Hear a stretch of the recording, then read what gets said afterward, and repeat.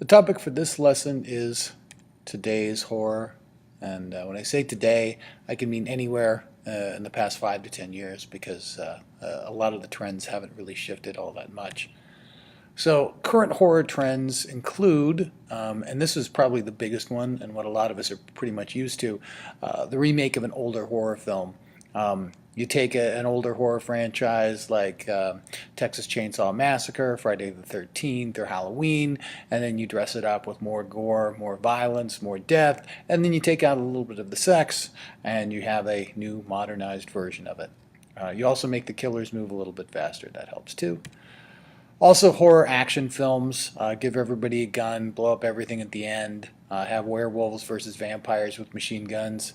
It never made a whole lot of sense to me. But the problem with these films a lot of times is horror films need to move at a certain pace, action films need to move at a certain pace, and a lot of times those two put together are kind of at odds. So you can use some action in horror, but horror action films tend to be a little bit of a mess sometimes. So we're kind of moving away from that trend to a certain extent.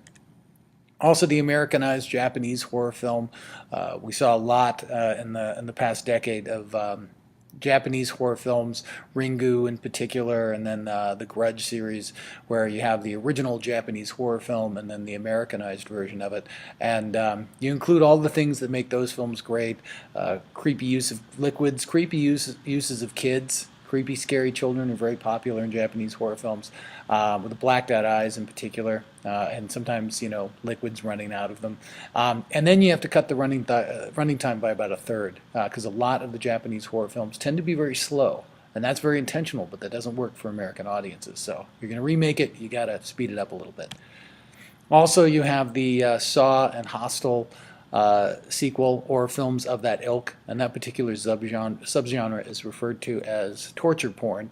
And you tie people up, cut them up in a dingy, nasty room, have it look like an abattoir or an autopsy room, and repeat. And you make as many sequels as possible. Some people love these films. I do not.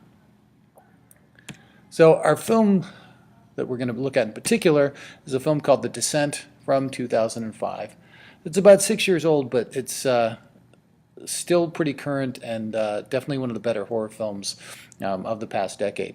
So, directed by Neil Marshall, who also directed Dog Soldiers, one of the only soldier werewolf movies ever made that's actually good. And I hesitate to call him the new horror auteur because he's actually kind of moved away from horror films, but he'll probably get back into it within the next few films that he makes. So this particular film has a group of gung-ho, adventure-seeking women.